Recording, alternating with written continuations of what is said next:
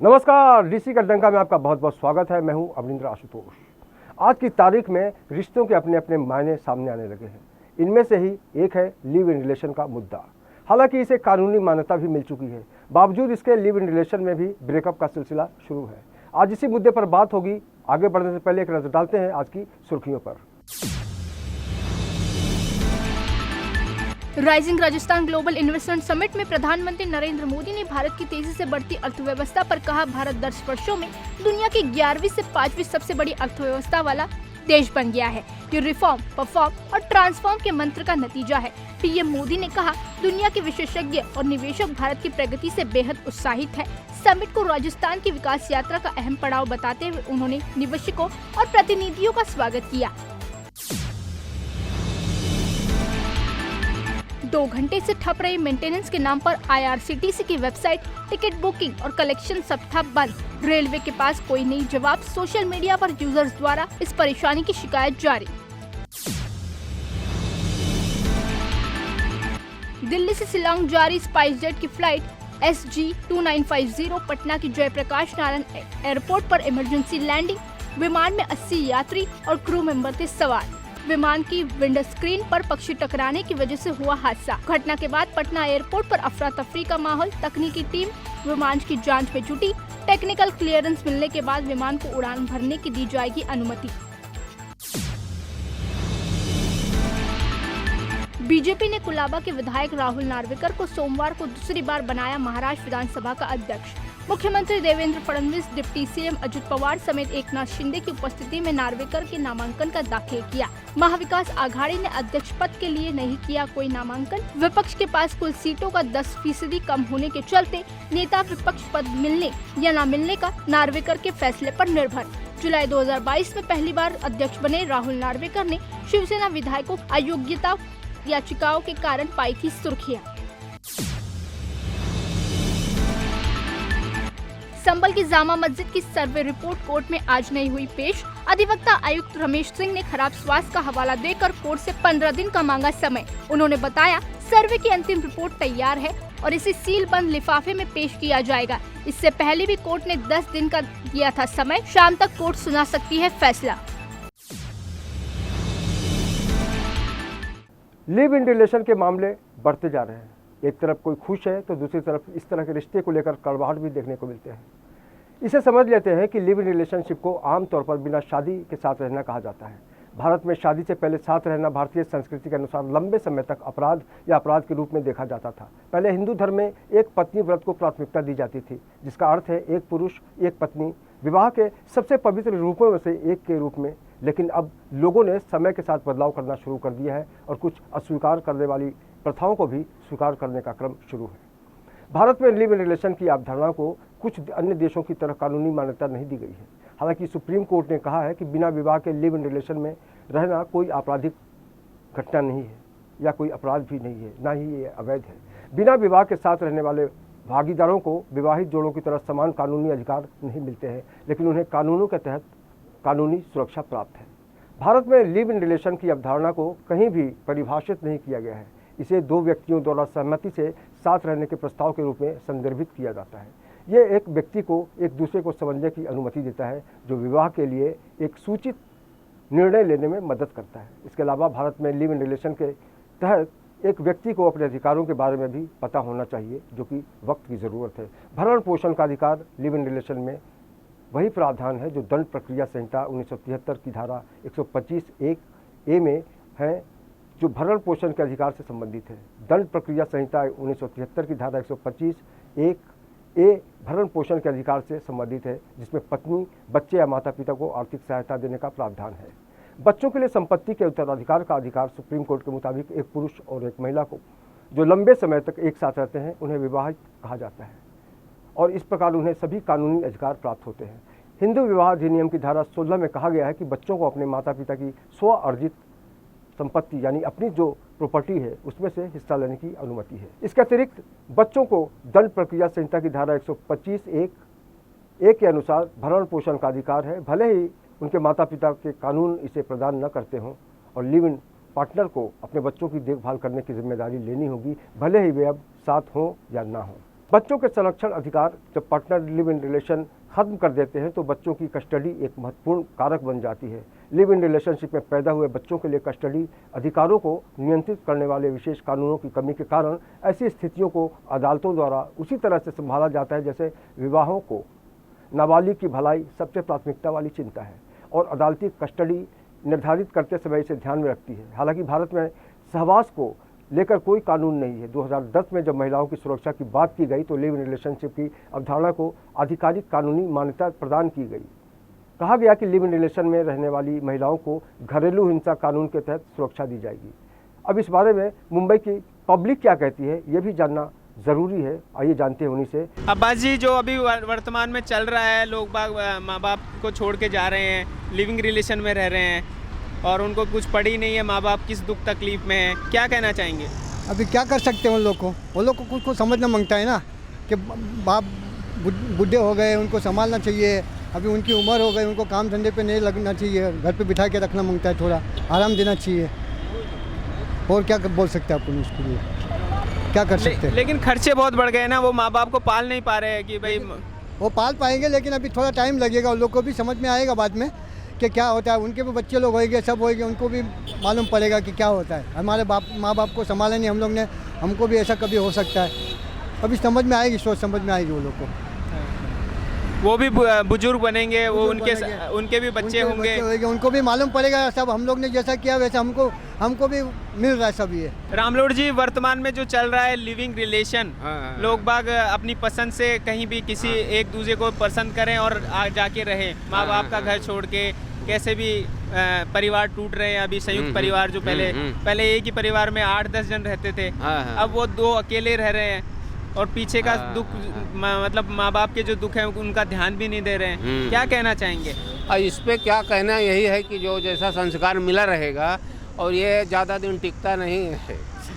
जो प्यार मोहब्बत वाला चीज़ है वो टिकता नहीं है, 99% फेल हो जाता है। तो जो माँ बाप जो करके दें अरेंज मैरिज, वो चीज़ अच्छा रहता है। लेकिन वो युवाओं पे तो भूत सवार रहता है ना। उस सब है, वो कल्चर जैसा है, देखते हैं, देखी देखा से होता है। समझ गया? उस समय उनको कुछ समझ में नहीं आता। नहीं, उनके दिमाग में फितूर रहता है। ये 18 से 20-22 साल तक आदमी का जो है वो सोचने समझने की बुद्धि भ्रष्ट रहती है। 20-22 के बाद में उनका दिमाग खुलता है तो सही मार्ग पे आते। समझ गया? हाँ। अब इनसे आपका परिचय वैसा? राजकुमार जायसवाल। राजकुमार जी, जो ये बता रहे हैं कि भाई परिवार टूटने का एक कारण ये भी है कि अभी मान लो अभी मोबाइल चल रहा है, ऐसी चीज़ें आ रही हैं, तो क्या कहना चाहेंगे इसमें आप? अभी मोबाइल में तो बहुत बुरा ऐसा दिखाते हैं। हाँ। और वो देख करके बच्चे परेशान रहते हैं। वो नहीं आना चाहिए, हमको तो यही अच्छा लगता है। नहीं, मोबाइल में तो आप आज़ाद हो, अच्छी भी चीज़ें आती हैं मोबाइल में, अच्छी चीज़ आती है, बराबर है। धार्मिक चीज़ें भी उसमें देख सकते हैं। तो धार्मिक चीज़ आए वो अच्छा है, जो आलतू फालतू आते हैं वो अच्छा नहीं है। हम तो यही सोचते हैं। वो आता है, देखते हैं लोग, इसीलिए परेशान रहते हैं। वो आएगा नहीं, देखेंगे नहीं तो परेशान नहीं रहेंगे, अच्छे से रहेंगे। तो परिवार को जोड़ने के लिए क्या करना चाहिए? अब परिवार को जोड़ने के लिए तो ये अभी जो मैं बताया आपको कि ये सब नहीं आना चाहिए। और वो आएगा तो जो देखेगा, तो देखिए आप, कोई भी एक बच्चा रहेगा और अब वो उसके ढंग से चलता रहेगा, वो उसको देखेगा, वो उसको देखेगा, तो ये सब बहुत बुरा है। तो ये जो चलन चल गया है परिवार से अलग रहने का, ये गलत है? मतलब ये गलत तो है ही है। परिवार एक साथ में रहता था, एक रोटी में सब जन बांट के खाते तो वो प्यार अलग रहता था। अब ये 2 रोटी रहेगा, आधी रोटी खा के 1.5 रोटी को फेंक देते हैं, नहीं खाते हैं। अभिषेक जी, अभी जो चलन चल रहा है मुंबई में, खासकर ये चलन चल रहा है, लिविंग रिलेशन का चल रहा है। बच्चे अपनी पसंद से, चॉइस से साथ में रह रहे हैं और अपने माँ बाप को छोड़ के रह रहे हैं। क्या कहना चाहेंगे? चीज़ गलत है, लेकिन साथ में रहे तो एक बार के लिए ठीक है। क्योंकि बहुत लोग मैं देख रहा हूँ, वो लोग मतलब माँ बाप को घर से निकाल देते हैं और वो रहते हैं, तो वो गलत बात है। और माँ बाप को आश्रम में भेज देते हैं, तो वो गलत बात है। आपने बागबान फिल्म देखी थी, उसमें बागबान फिल्म देखी है ना आपने? उसमें दिखाया है इसी तरह का। हाँ, देखी नहीं है लेकिन सुना है वो। हाँ। तो क्या, कैसे सुधार हो सकता है? आप यूथ हो, उनको रिप्रेजेंट कर रहे हो, आज के जो यूथ है उनको। बेसिकली मतलब अभी रिलेशनशिप में तो नहीं रहना चाहिए, लेकिन अगर उसको थोड़ा संभाले और अपने माँ बाप को भी मतलब ऐसे बोले कि सब लोग साथ में रहना चाहिए, क्योंकि आजकल के पेरेंट्स मतलब इतना ध्यान नहीं दे रहे बच्चों पे, तो वो लोग ऐसा है कि इंस्टा चला रहे हैं और उसमें से ही सब हो रहा है, तो वो गलत बात है। मतलब ये मोबाइल का रोल है इसमें? हाँ, मोबाइल का रोल है। मोबाइल मतलब सही तरीके से भी इस्तेमाल कर सकते हैं बहुत लोग, लेकिन आजकल मतलब बर्बादी की ओर बहुत ज़्यादा जा रहा है। तो अभी ऑस्ट्रेलिया में बैन कर दिया है मोबाइल पर, सोशल मीडिया पर बैन किया गया है यूथ को, तो इस तरह का कुछ नियम आना चाहिए, मोबाइल पे क्या कंटेंट आना चाहिए, किस तरह का कुछ? सोशल मीडिया अच्छे काम के लिए भी इस्तेमाल हो सकती है, लेकिन आजकल बुरा मतलब चल रहा है, बुरी संगत है भी, तो ऐसा है कि अगर उसको सही वे में ले तो सोशल मीडिया भी अच्छी चीज़ है। तो मोबाइल पर किसी तरह की कोई पाबंदी होनी चाहिए कि क्या आना चाहिए, इसमें क्या कंटेंट आना चाहिए, क्या नहीं? ऐसा होना चाहिए कि सोशल मीडिया पे लिमिटेड टाइम रहना चाहिए, मतलब 2 घंटे या 3 घंटे से ज़्यादा नहीं ऐसे। आपका शुभ नाम मैम? मेरा नाम तन्वी दीपक राणे। तन्वी जी, अभी जो वर्तमान में चल रहा है यहाँ पे, हालांकि मुंबई में सबसे ज़्यादा लिविंग रिलेशन, माँ बाप को छोड़ के बच्चे चले जाते हैं और लिविंग में रहने लग जाते हैं, तो इसको लेकर आप क्या कहना चाहेंगे? ये साफ गलत है, क्योंकि माँ बाप अपने को जन्म देते हैं, राइट। सो अपने को चलने के लिए वही सिखाते हैं, और जब भी उनके बुढ़ापे का दिन आता है और तभी माँ बाप को हम लोग ने ऐसे ही छोड़ दिया तो वो गलत होता है ना, क्योंकि ऐसे संस्कार वो भी हम लोग के ऊपर नहीं करते, तो ये गलत बात है मेरे तरीके से। तो इसके लिए क्या होना चाहिए? अभी युवा पीढ़ी को क्या संदेश देना चाहेंगे आप? यही संदेश देना चाहते हैं कि ये सब गलत है, ये मत करो, क्योंकि जो भी है अपने बोलते हैं ना, भगवान भी अपने लिए वही है। आप माँ बाप को अच्छी तरीके से रखोगे तो वो भगवान के लिए भी अच्छा रहेगा, कि बोलते हैं ना कि भगवान के लिए हम लोग प्रे करते हैं, तो माँ बाप के अपने लिए भगवान है, वैसे ही है। आप क्या बोलेंगे?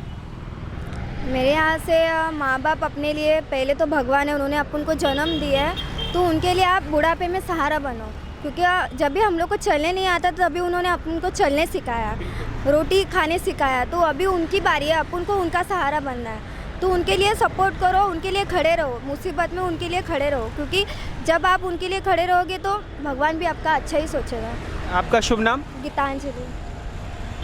तन्वी जी, मैं आपसे पूछना चाहूँगा, जो अभी वर्तमान में जॉब की भी टेंशन है, लोगों को इतना एक जगह सरवाइव नहीं कर सकती जॉइंट फैमिली, क्योंकि खर्चे बढ़ जाते हैं, तो एक कारण तो ये भी है कि भाई अलग अलग रहेंगे तो खर्चे कम होंगे, तो ये सोच भी है कि अभी आप मेट्रोपॉलिटन सिटी जो मुंबई दिल्ली जैसे शहर हैं, वहाँ पे ये सोच भी होगी शायद? नहीं, एग्जैक्टली हम लोग एक साथ में रहेंगे तो कैसे खर्चा भी बढ़ सकता है, आधा आधा हो सकता है। आप अलग अलग रहोगे तो खर्चा कैसे ज़्यादा ही होगा ना, तो आधा पैसा कैसे सेविंग में भी जा सकता है और आधा पैसा फैमिली के लिए भी यूज़ हो सकता है। सो एक साथ रहेंगे तो वो बेटर रहेगा। मुंबईकरों की अपनी अपनी राय है, जिसे लेकर उनकी अपनी सोच है। अब चलते हैं इसी विषय पर सीधी बातचीत के लिए अपने संवाददाता मनेंद्र प्रताप सिंह के साथ। मनेंद्र, भारत में परिवार के महत्व को हमेशा प्राथमिकता दी गई है, मगर आधुनिकता ने कई रिश्तों को आज़ादी दी है, जिसे कानूनी मान्यता भी प्राप्त है। लिव इन रिलेशन की अगर हम बात करें तो उनमें से एक ही है। आज इस रिश्ते के प्रति समाज में किस तरह की धारणाएं आप देखते हैं?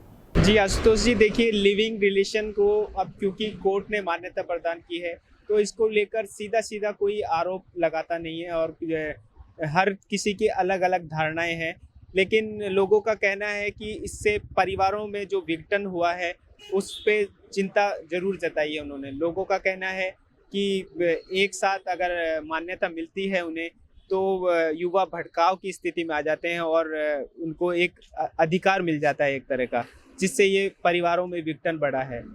तो समाज का कहना है कि इस तरह पहले ही भारत में समस्या है कि संयुक्त परिवार जो पहले हुआ करते थे उनमें विघटन देखा गया और एकल परिवारों की शुरुआत हो गई, तो इस तरह के का उनकी जो शंकाएं थी वो और ज़्यादा बढ़ गई है। शादीशुदा इंसान भी सहमति से लिव इन रिलेशन के प्रति आकर्षित हुआ है। क्या पारंपरिक रिश्तों पर भी इसका असर देखने को मिलता है? रिश्तों पर असर देखने को इसका मिला है काफ़ी, क्योंकि जो नए रिश्ते, जो लिविंग रिलेशन में नए रिश्ते बन रहे हैं, उनको लेकर युवा ज़्यादा आकर्षित है, और जो पुराने रिश्ते हैं, जो पारंपरिक रिश्ते हैं, माँ बाप के हैं या भाई बहन के हैं, उनसे लगातार युवा दूर होते जा रहे हैं। और ये समस्या अब महानगरों की या मेट्रोपॉलिटन सिटी की नहीं है, ये अब गांवों तक भी पहुंच गया है ये मामला, क्योंकि मोबाइल क्रांति का ये दौर है, तो अब गांवों में भी ये इस तरह का सिस्टम चल निकला है और परिवार लगातार टूट रहे हैं। आज के युवा लिव इन रिलेशन को लेकर आपको गंभीर दिखते हैं या आप उनको किस तरह से देखते हैं? जी, लिविंग रिलेशन को लेकर युवा इतने गंभीर नहीं दिखते, लेकिन उनका कहना है कि अभी क्योंकि महंगाई का दौर है और कैरियर ज़्यादा ज़रूरी है और कैरियर में उनको एक दूसरे का साथ ज़रूरी है, तो वो उनकी पहली जो प्राथमिकता रहती है वो ये रहती है कि छोटा परिवार रहे अपना, और छोटे परिवार के चक्कर में वो इस रिलेशन को रहते हैं कि एक दूसरे का साथ रहे, और जो संयुक्त जोड़े हैं युगल, वो चाहते हैं कि लिविंग रिलेशन इसलिए भी बेटर है कि एक दूसरे को हम समझ सकते हैं, उसके बाद में ही हम आगे का निर्णय ले सकते हैं।